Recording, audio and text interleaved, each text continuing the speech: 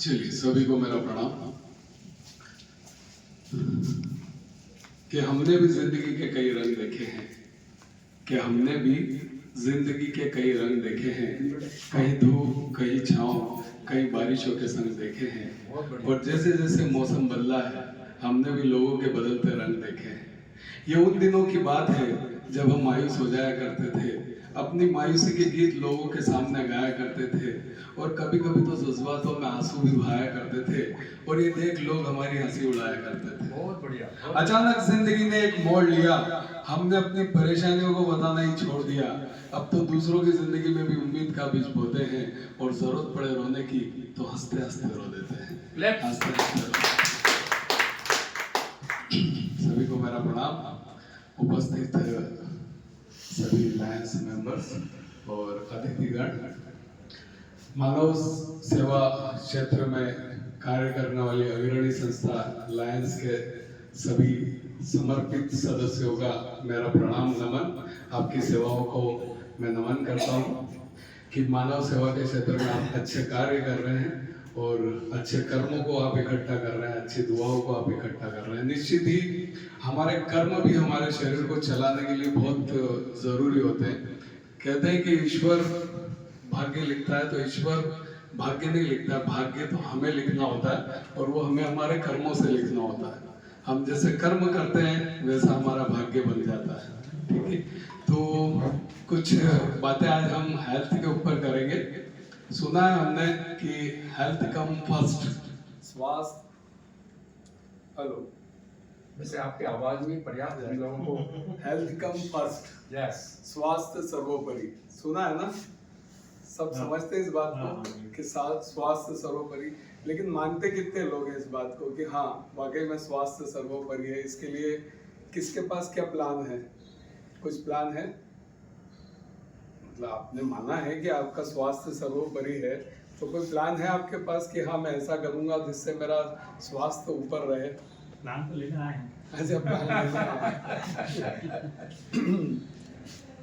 केवल बोलने से स्वास्थ्य नहीं मिलता है, ठीक है ना, केवल सोचने मात्र से भी स्वास्थ्य नहीं मिलता है, उसके लिए कुछ ना कुछ करना पड़ेगा, है ना। पर होता क्या है, हर आदमी केवल और केवल पैसा कमाने की भीड़ में लगा हुआ है ना। पैसा कमाने के चक्कर में वो क्या करता है, क्या खो देता है, और स्वास्थ्य कमाने के चक्कर में क्या खो देता है, पैसा। यही साइकिल चल रही है। आपको जान के आश्चर्य होगा कि ये शरीर, ये कीमती शरीर हमारा, जिसकी कीमत इंटरनेशनल मार्केट में मैं बात करूँ तो एक बॉडी को अगर बेचा जाए तो 36,000 करोड़ रुपए की है। कितनी है? 36,000 करोड़। लेकिन क्या हमने इसकी वैल्यू को समझा क्या? नहीं। 10 लाख की अपन कार लाते हैं, 15 लाख की कार लाते हैं, उसके पीछे इतने दीवाने हो जाते हैं, उसको कहीं स्क्रैच आ जाए तो अपना दिल दुख जाता है, अरे यार मेरी कार को क्या हो गया, है ना। और यहाँ सब कुछ चलता है, और उस कार के लिए जिसका स्क्रैच या जिसमें अपन सोचते हैं कि अगर पेट्रोल गाड़ी लेके आए तो कभी हो सकता है अपन उसमें डीजल डला लें, क्या फर्क पड़ता है, कभी घासलेट डाल लें, नहीं, खराब हो जाएगा, हमारा इंजन खराब हो जाएगा। अरे अपने इंजन का क्या, जैसा अभी सर ने बताया गेरला की तर कचोरी, अपने इंजन का क्या, उसके बारे में किसने सोचा? नहीं सोच रहे ना। जानते हैं स्वास्थ्य सर्वोपरि, और डाल रहे हैं तेल, खा रहे हैं ना तेल, है ना। तो केवल सोचने से बोलने से कुछ नहीं होगा, हमें कुछ ना कुछ एक्शन प्लान बनाना पड़ेगा, ठीक है। कोई भी चीज को हासिल करने के लिए हमारे पास क्या होना चाहिए? Action plan. यस, मुझे 150 साल जीना है तो मुझे क्या करना पड़ेगा? शरीर जो हमें मिला है, कहते हैं कि बहुत मुश्किल से मनुष्य जन्म मिलता है, राइट है। 84 लाख योनियों के बाद मुझे शरीर मिला है, और इस शरीर को मैं ऐसे वेस्ट कर दूं? कर सकता हूँ क्या ऐसा? आपको पता है अभी भी एक हुंजा वैली है कश्मीर के पास, वहाँ अभी भी 140 साल 130 साल लोग जीते हैं। क्यों जी रहे हैं? वो क्या कर रहे हैं ऐसा? वो क्या खा रहे हैं? उनकी दिनचर्या क्या है? जापानीज 92 एवरेज लाइफ है जापानीज की, और इंडिया की बात करें तो आज 62 पे आ गई, और वो दिन दूर नहीं है जब 40-45 पे, और बोलते रहना अरे इसको तो भगवान ने जल्दी बुला लिया। ये बोलने से कुछ नहीं होगा, इसके जिम्मेदार केवल आप और हम हैं, ठीक है या नहीं है? क्या मेरी इस बात से सहमत है? लेकिन हम ये बोल के छुटकारा पा लेते हैं, अरे इसको तो भगवान ने जल्दी बुला दिया। अरे उसने नहीं बुलाया। अगर आप और मैं अगर किसी बीमारी से मरते हैं तो उसके जिम्मेदार केवल आप और मैं हूँ, भगवान नहीं है। भगवान अगर, हाँ मैं मानता हूँ कि कोई एक्सीडेंट में मेरी मौत हो जाती है तो उसके जिम्मेदार फिर भगवान हो सकते हैं, लेकिन अगर मैं किसी बीमारी से मर रहा हूँ, मैं कैंसर से मर रहा हूँ, मैं हार्ट अटैक से मर रहा हूँ, मैं किडनी लीवर फेलियर से मर रहा हूँ, मैं किडनी फेलियर से मर रहा हूँ, तो उसका जवाबदार केवल और केवल मैं हूँ। ठीक है, तो ये बात आज समझ ले आप कि ये बोलने से कुछ नहीं होगा कि भगवान ने जल्दी बुला लिया। ठीक है, इसकी सत्यता को आपको मानना पड़ेगा कि इसके जवाबदार आप स्वयं हैं। ठीक है, तो इस जो कीमती शरीर हमें मिला है 36,000 करोड़ का, इसका ध्यान हम कैसे रखें? चलिए ये तो बात हो गई, ये तो बात समझ में आ गया कि अरे अपने पास बहुत जबरदस्त कीमती शरीर है। और अगर इसकी अपन बात करें, एक सोचते हैं अपन कि इस शरीर को, जो ये बॉडी हमें मिली है, इसका हाईएस्ट अगर अपन वर्ल्ड रिकॉर्ड उठा के देखें तो किसी ने हाईएस्ट क्या किया, सोच के देखें। किसी ने 300 किलोमीटर की मैराथन दौड़ी, किसी ने 7,000 सूर्य नमस्कार एक साथ किए, पता नहीं किसने क्या क्या रिकॉर्ड बनाया, किसने कश्मीर से कन्याकुमारी साइकिल से लांग दिया, किसने पता नहीं, मतलब आप और हम सोच भी नहीं सकते कि इस शरीर ने क्या क्या रिकॉर्ड्स बनाए। तो क्या उनके अंदर अलग हार्ट लीवर किडनी डाल के भगवान ने भेजा था? क्या ऐसा कुछ किया था क्या? कि ये सेम ही है, जो हमारे अंदर हार्ट लीवर किडनी है उनके अंदर भी वैसे ही होंगे जिनने वर्ल्ड रिकॉर्ड बनाए? हेलो, मेरी बात आ रही है अब तक? क्या उनके अंदर सेम है? सेम या है। उनको भगवान ने कुछ अलग स्पेशल फीचर्स के साथ डाला मार्केट में? नहीं ना, सेम है ना, वही चीज है, सब कुछ वही है। लेकिन उन्होंने अपनी शक्ति को पहचाना और उन्होंने वर्ल्ड रिकॉर्ड्स बनाए। मतलब संभव है, मैं भी 300 किलोमीटर दौड़ सकता हूँ, संभव है, क्यों नहीं है? असंभव तो नहीं है। मैं भी 7,000 सूर्य नमस्कार लगा सकता हूँ, असंभव है नहीं है। क्यों? क्योंकि किसी ने किया है, पॉसिबल तो है। लेकिन मैं ये मानता हूँ मैं आज का आज 300 किलोमीटर यहीं से दौड़ने निकल जाऊँ तो नहीं, मुझे प्रैक्टिस करना होगा। आज उनने वर्ल्ड रिकॉर्ड्स बनाए हैं तो उन्होंने अपने जिंदगी के 10 साल 20 साल 30 साल 50 साल लगाए, तब जाके वो वर्ल्ड रिकॉर्ड पर पहुंच पाए। तो आप और हम भी हमारी इन छुपी हुई शक्तियों को जगा सकते हैं। हर के अंदर, सबके अंदर, आपके अंदर, मेरे अंदर, सबके अंदर वो छुपी हुई शक्तियां हैं। मानते हैं आप इस बात को कि आपके अंदर भी वो शक्तियां हैं? पहले तो मानना पड़ेगा। आप मानेंगे ही नहीं तो कुछ भी आगे बात नहीं बढ़ेगी, मानना पड़ेगा। उम्र से कोई फर्क नहीं पड़ता है, एज इज जस्ट नंबर। आज हमारे मुरली जी बैठे हैं, है ना, खंडेलवाल जी, तो एज इज जस्ट नंबर। अगर अपन ये कह दे कि अरे मेरी तो उम्र हो गई, तो उससे कुछ भी नहीं होगा। आज भी अपन सब कुछ कर सकते हैं, अपने अंदर की शक्ति को जगा सकते हैं, लेकिन एक लेवल से अपने को स्टार्ट करना पड़ेगा। आज से जीरो से शुरुआत करनी पड़ेगी। तो चलिए, ये तो समझ में आ गया।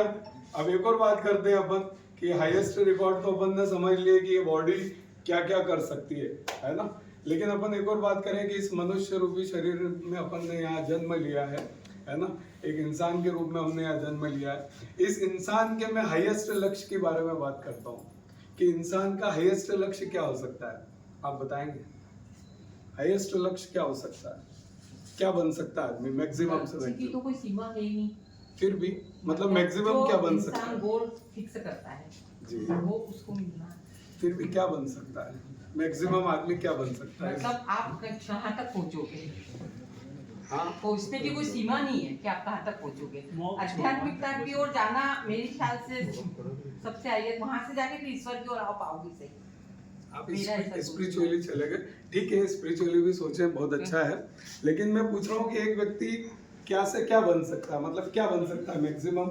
अगर आपको मौका मिले तो आप क्या बनना चाहेंगे? चलिए इस पे आते हैं। आपको मौका मिल रहा है, आप बताइए आप क्या बनना है? प्रधानमंत्री बनना चाहते हैं, ठीक है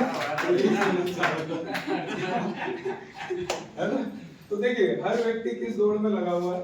मुझे डॉक्टर बनना है, मुझे इंजीनियर बनना है, मुझे प्रधानमंत्री बनना है, मुझे मंत्री बनना है ना? लेकिन क्या कभी हमने सोचा है कि हम प्रभु श्री राम जैसे बन सकते हैं? क्या कभी हमने सोचा है? नहीं ना, कि हम सीता जैसे बन सकते हैं, हम मीरा जैसे बन सकते हैं, हम भगवान बुद्ध की तरह बन सकते हैं, महावीर स्वामी की तरह बन सकते हैं? कभी हमने सोचा ही नहीं, तो कैसे बनेंगे आप बताएं? सबसे पहली स्टेप ही किसी चीज की होती है तो वो होती है हमारी सोच से, हमारे थिंकिंग से, हमारे थॉट से। जब हम सोचेंगे ही नहीं तो कैसे बनेंगे? आज हमारे बच्चे वो सब डॉक्टर इंजीनियर बनने की दौड़ में लग रहे हैं। कोई सोच रहा है कि वो कृष्ण जैसा बन सकता है, वो राम जैसा बन सकता है, वो सीता जैसा बन सकता है, राधा जैसा बन सकता है। तो हाईएस्ट लक्ष्य इस बॉडी का जो है कि हम प्रभु के समकक्ष हो सकते हैं, प्रभु जैसा बन सकते हैं, ठीक है। और लोएस्ट लक्ष्य की बात करें तो क्या बन सकते हैं, आप बताएं? लोएस्ट में आदमी क्या से क्या बन सकता है? रावण जैसा, गिरी से गिरी हालत में, है ना, असुर बन सकता है, राक्षस बन सकता है, आतंकवादी बन सकता है, रावण बन सकता है ना। तो ये इस बॉडी का लोएस्ट लक्ष्य हो गया। और हाईएस्ट हो गया कि हम भगवान तक बन सकते हैं। तो चलो ये भी आपको समझ में आ गया, बॉडी की कीमत आपको समझ में आ गई, हम क्या से क्या बन सकते हैं ये तक आपको समझ में आ गया। अब अपन बात करते हैं कि शरीर को हम कैसे इसकी चेतना को, इसकी ऊर्जा को, इसकी शक्ति को इलेक्ट करें, इसको उभारें, ठीक है। तो अब उसी पे हम चर्चा करते हैं। जो आज का हमारा टॉपिक है how to activate self healing system of our body. आपको पता है जब भगवान ने हमें इस पृथ्वी पर जन्म दिया तो उन्होंने हमारे अंदर एक हीलिंग सिस्टम इनबिल्ड करके दिया, है ना। हमारे अंदर सब कुछ है लेकिन हमने उस हीलिंग सिस्टम को खत्म कर दिया, ठीक है। अब इनबिल्ड तो है, मेरे अंदर भी है, आपके अंदर भी है, सबके अंदर है। अब हम हमारे हीलिंग सिस्टम को कैसे एक्टिवेट करें ताकि हम हमारी बॉडी के द्वारा ही हमारी सारी बीमारियों को मार दें। अच्छा, आज आप में से जितने भी लोग यहाँ बैठे हैं, कितने लोग हैं जो कोई ना कोई रेगुलर कोई ना कोई मेडिसिन का सेवन करते हैं? एलोपैथिक, आयुर्वेदिक, होम्योपैथिक आप करते हैं? बीपी, शुगर, थायराइड होंगे ना? कितने लोगों को है? हाथ खड़ा करें, है ना। थायराइड है, बीपी है, शुगर है, ठीक है। तो कितने लोग हमारे इसमें रेगुलर मेडिसिन ले रहे हैं? तो मैं आपसे क्वेश्चन करना चाहता हूँ, क्या आप अपनी दवाई छोड़ना चाहते हैं? या उससे तो डरते हैं? नहीं, उनको तो आदत है, क्या फर्क पड़ता है, गोली खा रहे हैं, है ना। काफी हद तक छोड़ चुकी हूँ। मैं रोज एक्सरसाइज करती हूँ, रोज 5 बजे उठ के अपना पूरा एक्सरसाइज वगैरह, ये मैंने 11 किलो वजन कम किया, बहुत 75 से 76।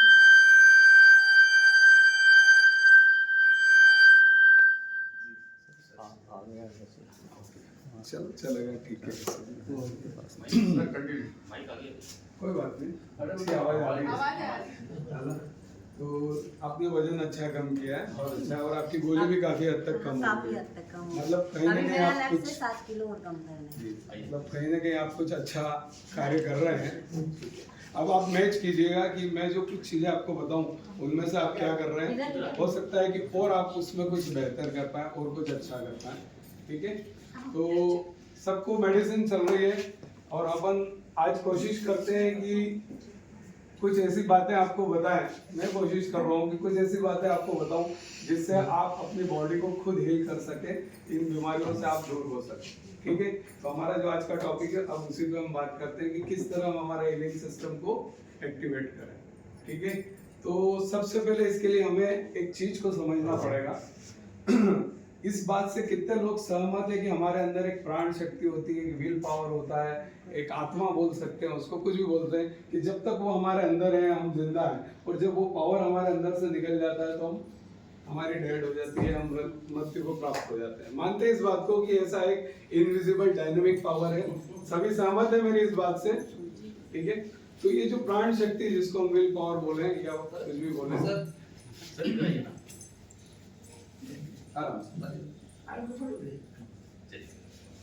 तो ये जो प्राण शक्ति है हमारी, ये प्राण शक्ति के बारे में हम समझते हैं। इस प्राण शक्ति का रोल है हमारी बॉडी को हील करने का, है ना, हमारे बॉडी का मेंटेनेंस का, सब कुछ। जैसे हमारा एक मोबाइल है जिसको हम यूज कर रहे हैं, सभी के पास मोबाइल होगा। कई बार हमें मैसेज आते हैं सॉफ्टवेयर अपडेट, तो अपन कर लेते हैं इंस्टॉल ओवरनाइट, राइट, कि रात को कर लेना भैया। उसी तरह हमारी बॉडी भी रात को हमारे सॉफ्टवेयर को अपडेट करती है, लेकिन किसका सॉफ्टवेयर अपडेट होगा ये अब आप समझेंगे। देखिए, जो हमारी प्राण शक्ति वो एक समय में एक ही काम कर सकती है। क्या कर सकती है? एक समय हम चल रहे हैं तो वो हमारी चलने में मदद करेगी, हम बोल रहे हैं तो हमारी बोलने में मदद करेगी, मैं जो काम कर रहा हूँ उसमें हमारी मदद करेगी। अगर मैं सो रहा हूँ तब हमारी प्राण शक्ति फ्री हो जाती है और तब वो मेंटेनेंस का कार्य करती है, राइट बात है। तो अब क्या होता है कि प्राण शक्ति जो हमारी है, अगर हमने शाम को 6 बजे के आसपास खाना खा लिया तो ठीक है, हमारी 4-5 घंटे में खाना पच जाता है। 10 बजे 11 बजे बाद प्राण शक्ति फ्री हो जाती है, हम भी फ्री हो जाते हैं, हम बिस्तर पे लेटते हैं और सॉफ्टवेयर अपडेट चालू हो जाता है। जितने भी हमारे टूट फूट है, जितने वायरस बैक्टीरिया है, वो सबका वो निराकरण करके सुबह हम उठते हैं तो बिल्कुल हमारी सारी बीमारियों से फ्री होते हैं। लेकिन एक तरफ एक व्यक्ति है जो 11 बजे पार्टी करके जाएगा, राइट है, 12 बजे पार्टी करके जाएगा, या 10-11 बजे कई लोगों के घर में खाना होता है, वो खाना खाता है और डट के खाता है कि यार सुबह तो यार इतनी भागदौड़ रहती है, इतना बिजनेस का काम रहता है, तो सुबह तो खाने का मजा नहीं आता, रात को वो भर भर के खाता है, राइट है। अब भर भर के खाता है और हेवी फूड लेता है तो उसका 5-6 बजे तक तो वो प्राण शक्ति पेट को ही लेके बैठी रहती है कि यार इसका खाना किसी तरह पचा दूँ मैं, तो कोई भी टूट फूट मेंटेन, वो सारी चीज़ें इकट्ठी होती चली जाती है और वो धीरे धीरे हमारे अंदर बीमारियों का बहुत बड़ा कारण बनती है। तो हम चाहते हैं कि हमारी बॉडी खुद हमें हिल करे, तो हमें हमारी प्राण शक्ति को फ्री रखना पड़ेगा। और वो कैसे संभव है? Intermittent fasting. इसके ऊपर बहुत साइंटिफिकली रिसर्च हो चुकी है कि इंटरमिटेंट फास्टिंग बहुत ही जबरदस्त है सभी बीमारियों को दूर करने में। जैन लोगों ने इस चीज को अपनाया। कितने जैन है यहाँ पर? जैन हाथ खड़ा करो, डरो मत, नहीं करो, बहुत सारे हैं, है ना सर। तो कई जैन लोगों ने इन चीज को अपनाया। क्यों अपनाया? क्योंकि इनके जो गुरु हैं, इनके जो महाराज हैं, वो लोगों ने इनको इस बात का बताया, साइंस को बताया और इन्होंने इस बात को माना। लेकिन हम लोग इस चीज को क्यों अडॉप्ट नहीं कर पाए? हम उपवास और उसमें रह गए और उपवास के अंदर हमने बहुत सारी चीजों को निकाल दिया और उस उपवास की अपन ने पूरी जितनी ऐसी तैसी करना थी सारी कर दी, साबूदाने की कचौड़ी और ये वो सब, है ना। तो वो करके हमने हमारी प्राण शक्ति को फिर, नहीं तो हमारे अंदर हमारे पुराने ऋषि साधु सब ने हमें भी उपवास की सलाह दी थी, लेकिन हम उसको नहीं कर पाए। तो हमारी प्राण शक्ति को हमें फ्री रखना पड़ेगा, तभी हम हमारे हीलिंग सिस्टम को एक्टिवेट कर सकते हैं। तो इसी में मैं जो आगे आपको बात बता रहा था और उपवास के ऊपर चला गया। अब अपन समझते हैं कि कितने घंटे का इंटरमिटेंट फास्टिंग होना चाहिए, राइट। एक तो ये है कि शाम को अपन सूर्यास्त के पूर्व पहले भोजन कर लें, कोशिश करें कि 6 से 7 बजे के पहले हमारा भोजन हो जाए। और भोजन जितना लाइट होगा उतना अच्छा होगा। लौकी की सब्जी, रोटी, या जितना लाइट आप भोजन कर सकते हैं उतना लाइट आप भोजन लें। और अब वो आपका लाइट भोजन है जो 3-4 घंटे में पच जाएगा। और अगले दिन कितनी बजे खाना है आपको, तो वो बीमारी के हिसाब से डिसाइड होगा। मैं सबके लिए एक जैसा नहीं बोल सकता। जैसे आज मुझे कैंसर है तो मुझे कम से कम 16 घंटे का फास्टिंग चाहिए। अगर मुझे बीपी, शुगर, थायराइड है तो मुझे कम से कम 14 घंटे का फास्टिंग चाहिए। और मुझे केवल हेल्दी रहना है, मुझे कुछ नहीं है कि हाँ मुझे कोई बीमारी नहीं है, तो मैं अगर 12 घंटे का भी फास्टिंग कर रहा हूँ तो वो भी ठीक है। तो 12, 14 और 16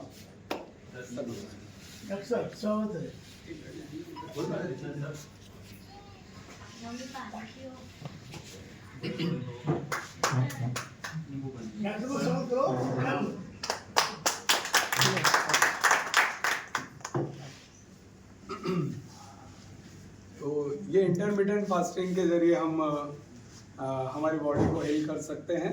बड़ी से बड़ी बीमारियों का इलाज फास्टिंग के द्वारा संभव है। लेकिन क्या होता है कि बड़ी बड़ी बीमारियों का जब नाम आता है तो हमारे दिमाग में छोटे छोटे उपाय आते ही नहीं। क्या अरे क्या फास्टिंग होने से क्या कैंसर ठीक हो सकता है, क्या बीपी शुगर ठीक हो सकते हैं क्या? हम मानने को ही तैयार नहीं है। और जब हम किसी चीज़ को मानने को तैयार नहीं होते हैं तो वो चीज़ रिजल्ट दे ही नहीं सकती, क्योंकि हम मान ही नहीं रहे उस चीज़ को। तो सबसे पहले हमें मानना सीखना होगा। तो ये तो एक उपाय हो गया, ठीक है। अब हमें क्या चीज़ें लेना चाहिए जिससे हम भोजन में क्या शामिल करें? देखिए, हमारा जो परमानंद सोशल क्लब है, मैं उसका फाउंडर हूँ और हम इन 5 चीज़ों पे काम करते हैं। सही व्यायाम, सही आहार, सही ध्यान, सही कर्म और सही संस्कार। इसी के ऊपर हमारा पूरा बेस्ड है और इन्हीं चीज़ों पे हम सारी चीज़ों को कवर करके चलते हैं, ठीक है। अब वो कैसे करते हैं मैं उसके बारे में अभी और डिटेल आपको दे रहा हूँ। तो अभी सही आहार पे अपन चर्चा करते हैं कि क्या सही आहार है जिससे हम हमारा हीलिंग सिस्टम को एक्टिवेट कर पाए। तो जैसा कि होता है कि सबकी गुड मॉर्निंग, कई लोगों की बेड टी होती है कि पलंग पे ही चाय चाहिए, है ना। कितने लोग हैं जिनको पलंग पे ही चाय चाहिए? क्या बात है, धीरज कुमार है ना। तो ये जो बेड टी है देखिए जो टी है ये एसिडिक, हमारा अंदर एसिडिक मीडिया को बढ़ाती है, और जब एसिडिक मीडिया बहुत ज़्यादा बढ़ने लगता है शरीर में, जब अम्ल की मात्रा ज़्यादा बढ़ने लगती है, ब्लड में जब अम्ल की मात्रा जाने लगती है ज़्यादा, तो ये बीमारियां चालू हो जाती हैं। तो हमें चाहिए कि जब हम सुबह उठें तो एल्केलाइन चीज़ें लें, ठीक है। एल्केलाइन नेचर की चीज़ लेंगे तो हमारे एसिडिक मीडिया को न्यूट्रल करेगा। अब एल्केलाइन क्या होता है? लौकी हमारी एल्केलाइन होती है, सुबह खाली पेट का अच्छी लौकी आप खा सकते हैं। मैं मेरे नाश्ता में आज 21 महीने हो गए, मैं मेरे नाश्ता में 16 तरह की चीज़ खाता हूँ, ठीक है। और वो 16 तरह की चीज़ खाते हुए मुझे आज जो 11 महीने हुए हैं, मुझे अभी तक किसी एक भी गोली की ज़रूरत नहीं पड़ी है, ठीक है। तो और वजन वगैरह ये जितनी छोटी मोटी चीज़ें हैं ये सारी कुछ ऑटोमेटिकली मेरे अंदर हो गई, मुझे उसके लिए कोई परिश्रम नहीं करना पड़ा, ठीक है। तो ये सब कुछ संभव है अगर हम सही डाइट लेंगे और सही टाइम पे सही। फ्रूट्स खाना अच्छी बात है, लोग रात को खा रहे हैं तो वो गलत बात है, ठीक है। तो फ्रूट्स कब खाना है? तो फ्रूट्स हमें सुबह खाना है। तो अब एल्केलाइन, सारे फ्रूट्स एल्केलाइन होते हैं। आप कोई भी फ्रूट्स जो सीजनेबल फ्रूट्स आ रहे हैं वो सभी 3-4 तरह के फ्रूट्स लें। हमारा जो 16 तरह का नाश्ता है जो, उसके बारे में मैं डिटेल आपके ग्रुप में शेयर कर दूंगा दिनेश जी के माध्यम से। तो इस तरह की चीज़ें, एल्केलाइन चीज़ें, हम गुड़ पानी पीते हैं सुबह उठ के, चाय नहीं पीते हैं और मैं गुड़ पानी पीते हैं, रात को गुड़ को गला देते हैं और सुबह उठ के पीते हैं, वो भी बहुत एल्केलाइन नेचर है। तो ये एल्केलाइन नाश्ता होता है जो सुबह हमें 10 बजे के पहले पहले करना होता है, ठीक है। और जहाँ तक कोशिश हो सूर्योदय के 1 घंटे बाद आप कुछ भी ग्रहण करें, ठीक है। उसके बाद आप ये चीज़ें ले सकते हैं। तो सुबह अपना ब्रेकफास्ट में एल्केलाइन नाश्ता हो गया। 12 से 2 के बीच में आप जो भी आपका भोजन करते हैं एसिडिक भोजन वो ले सकते हैं। किन चीज़ों को आपको अवॉइड करना है? पैक्ड आइटम नहीं खाना है, मैदा नहीं खाना है ना। अपना समुद्री नमक को आप अवॉइड करें, सेंधा नमक यूज़ करें। हर चीज़ का सब्स्टिट्यूट है, ऐसा नहीं कि अपन उसके बिना। शक्कर खाने है आपको तो देसी खांड ले लो आप, बिल्कुल शक्कर जैसी लगेगी, कोई अंतर थोड़ी है। आपको शक्कर यूज़ करना है, आपको शुगर नहीं, आप ले सकते हैं तो देसी खांड यूज़ करें। तो ऐसी कई चीज़ों का अल्टरनेटिव है अपने पास जिसको अपन कर सकते हैं। चाय की बजाय छाछ पी सकते हैं, सुबह आप फ्रूट जूस भी ले सकते हैं, है ना। दिन में आप खाने के बाद छाछ जरूर लें। छाछ जो हमारे डाइजेस्टिव सिस्टम को एक्टिवेट रखेगी। तो जो भी आप खाना खाते हैं, भले अभी आप 4 रोटी खाते हैं, भले आप 6 कर दें, फिर भी आपका वजन नहीं बढ़ेगा अगर आप ये एल्केलाइन नाश्ता करते हैं, ठीक है। आपको कोई डाइटिंग की ज़रूरत नहीं पड़ेगी ज़्यादा। तो एल्केलाइन नाश्ता इसलिए ज़रूरी है। तो दिन का खाना 12 से 2 के बीच में हो गया, और शाम का कितनी बजे करना है? 6 से 7, मैक्सिमम 7, ठीक है। और जहाँ तक हो जितना लाइट फूड आप शाम को लेंगे, कभी मोरधन, कभी अपनी थुल्ली, खिचड़ी, कुछ भी इस तरह का, जितना लाइट लेंगे। शाम को आपको फ्रूट्स नहीं लेना है, सलाद वगैरह ये कुछ भी लेने की जरूरत नहीं है। आप केवल सादा भोजन भी कर सकते हैं, मतलब इस तरह का, है ना। तो ये तो हो गया। अब हमारा डाइट प्लान हुआ कि इस तरह का खाना खाना चाहिए और पैक्ड आइटम से और इनसे बचना चाहिए। दूसरा, जो जमीन के अंदर उगती चीज़ें उनसे हम बचें, है ना। जिन लोग नहीं खाते हैं, क्यों नहीं खाते हैं बताएं? जमीन के अंदर उगने वाली चीज़ों को क्यों नहीं खाना चाहिए? आप खुद सोच के देखिए, जिसका जन्म ही अंधेरे में हुआ है, जिसका जन्म ही अंधेरे में हुआ है, वो आपके जीवन में उजाला कैसे ला सकती है? तो जो चीज़ें सूरज की रोशनी में उगती है वही हमें खाना चाहिए, ठीक है। और सूरज की रोशनी के साथ मुझे एक और बात बहुत अच्छी ध्यान आई। एक बहुत अच्छी चीज़ को अपन समझते हैं कि भगवान ने जब इस पृथ्वी पर मनुष्य जाति का जन्म किया, पहले पृथ्वी बनाई उन्होंने, प्रकृति बनाई, पेड़ पौधे बनाए, फल वगैरह सब बनाया। तो आप खुद सोच के देखिए कि हमारे लिए सही फूड क्या है? जो भगवान ने बनाया वो सही है या अपन जो कर रहे हैं वो सही है?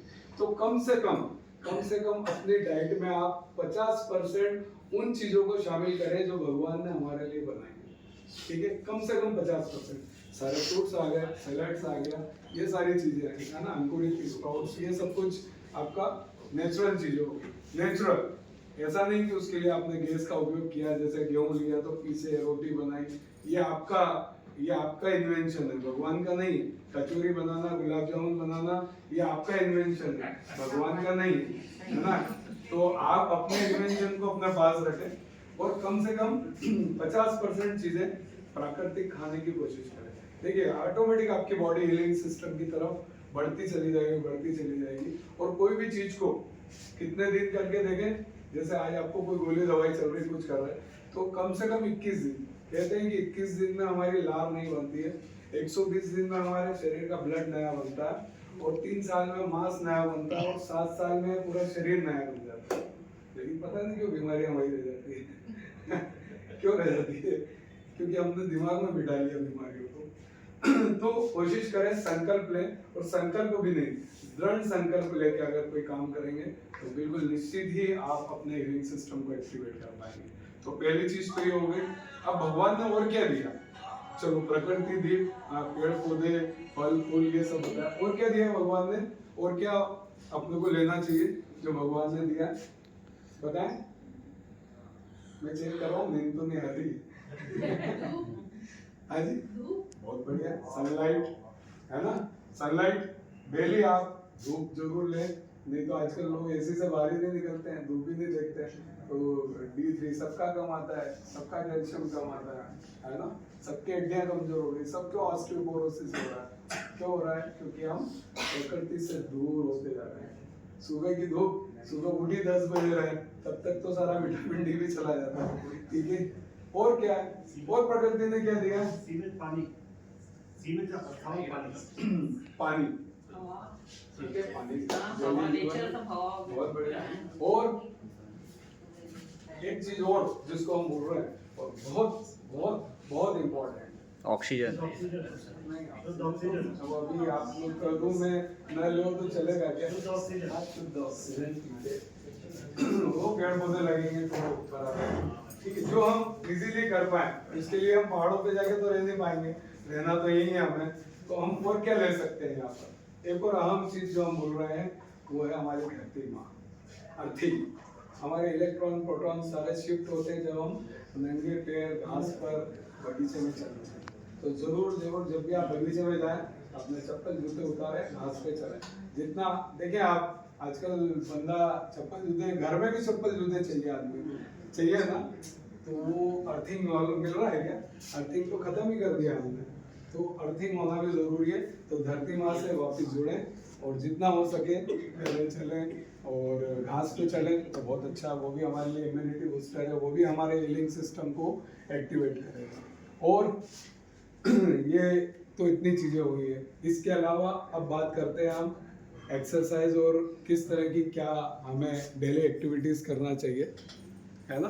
तो इसके लिए आपको, आप जब भी फ्री रहें, मैं डेली, ऐसा कोई दिन नहीं होता है कि हमारे यहाँ छुट्टी होती है, तो परमानंद सोशल क्लब के द्वारा हमारा एक जो योग का क्लास चल रही है कालिका माता मंच से, तो आप वहाँ कर आकर योग सीख सकते हैं। योग में हम कुछ डिफरेंट योग इस तरह करते हैं कि किस तरह हम हमारे बॉडी के अंदर ऑक्सीजन लेवल इंक्रीज करें, क्लैपिंग के द्वारा, और इस तरह के बहुत सारी चीज़ें हैं जिनके द्वारा हम हमारी अंदरूनी शक्तियों को, हमारी छुपी हुई शक्तियों को जागृत करते हैं। तो उसके लिए आप एक बार ज़रूर विजिट करें, पधारिए, तो और आपको डिटेल वहाँ पर मिलेगी। तो ये छोटी छोटी बातें थी, ये छोटे छोटे प्रयोग थे, है ना। और जैसा कि एक और बात है, हमारा योग के बाद एक और बात करें तो कर्मों के बारे में।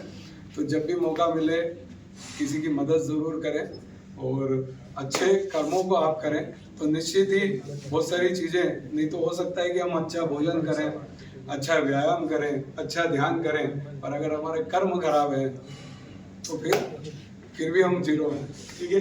तो कोशिश करें कि हम अच्छे से अच्छे कर्म करें और एक अच्छा मनुष्य जीवन जो मिला है उसे हम सार्थक करें और एक महत्वपूर्ण जीवन जी के इस दुनिया से जाएं। धन्यवाद।